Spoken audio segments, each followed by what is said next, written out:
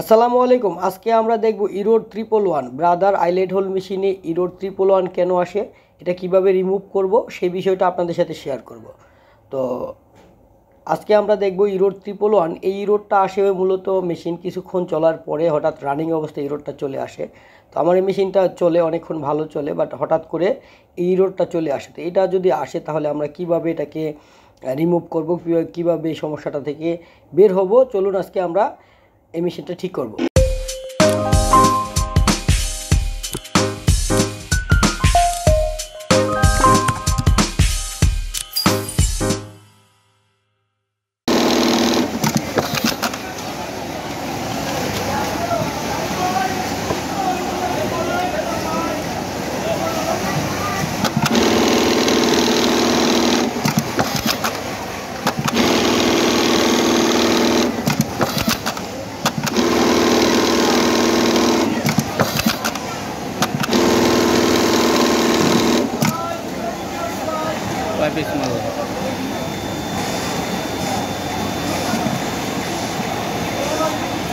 তো এই হচ্ছে আমার মূলত সমস্যাটা। আমার মেশিনটা এরকমভাবে চলে, তারপরে ইরোডটা আসে, কিছুক্ষণ চলে, তারপরে ইরোড আসে।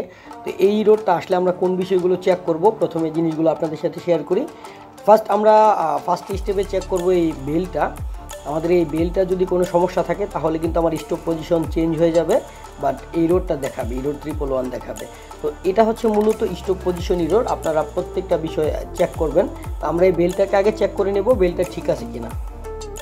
আমাদের বেল চেক হয়ে গেলে নেক্সট যে স্টেপে আমরা দেখব, পরবর্তীতে দেখব আমাদের এই কন্ট্রোল বক্সটা ওপেন করার পরে এখানে যে সিনক্রোনাইজার কানেকশনটা আছে, সেই সিনক্রোনাইজার কানেকশনটা আমরা চেক করব। সিনক্রোনাইজার থেকে কি হয়, স্টপ পজিশন ডিটেকশন হয়। তো এখানে যে কেবেলটা থাকে, এই কেবেলে যদি অয়েল থাকে বা হচ্ছে কোনো অয়েল লুজ থাকে তাহলে আপনার এই ইরোড 111 আসবে। তো এই ইরোড 111-এর জন্য আপনি এই জ্যাকটা চেক করবেন ভালো করে, এবং হচ্ছে এই সিনক্রোনাইজারটা নষ্ট হয়ে গেলেও কিন্তু এই সমস্যাটা হবে। তো সিনক্রোনাইজার কানেকশনটা ভালো করে চেক করতে হবে আপনাকে। হ্যাঁ, তো এই সিনক্রোনাইজার কানেকশনটা আপনাকে ভালো করে চেক করতে হবে। নেক্সট যেই জিনিসটা দেখবো হচ্ছে আমরা প্রোগ্রাম থেকে কীভাবে এটাকে ঠিক করতে পারি। হ্যাঁ, যদি আপনার সব কিছু ঠিক থাকে তাহলে প্রোগ্রাম থেকে এটা কীভাবে অ্যাডজাস্ট করবেন আমি একটু আপনাদেরকে দেখাচ্ছি। দেখুন আমার মেশিনটা এখন রান আছে, বাট স্টপ পজিশন একটু ডাউন আছে। হ্যাঁ, আমি এটাকে একটু ডাউন করে দিয়েছি। আমি এটার যে ডিটেকশনটা একটু চেঞ্জ করেছি। চেঞ্জ করার পরে দেখলাম যে মেশিনটা ভালো চলে। অনেক সময় দেখা যায় যে ডিটেকশনে যেহেতু সমস্যা, একটু আপ ডাউন করে দিলে মেশিন ঠিক হয়ে যায়। তো আমরা মূলত চেক করব হচ্ছে সিনক্রোনাইজার কানেকশন এবং হচ্ছে মেন বেল, যেটা এই বেলটা ঠিক আছে কিনা, এবং হচ্ছে প্রোগ্রাম থেকেও আমরা এটা অ্যাডজাস্ট করে কম বেশি করে ভ্যালু চেঞ্জ করেও এটা ঠিক করতে পারি।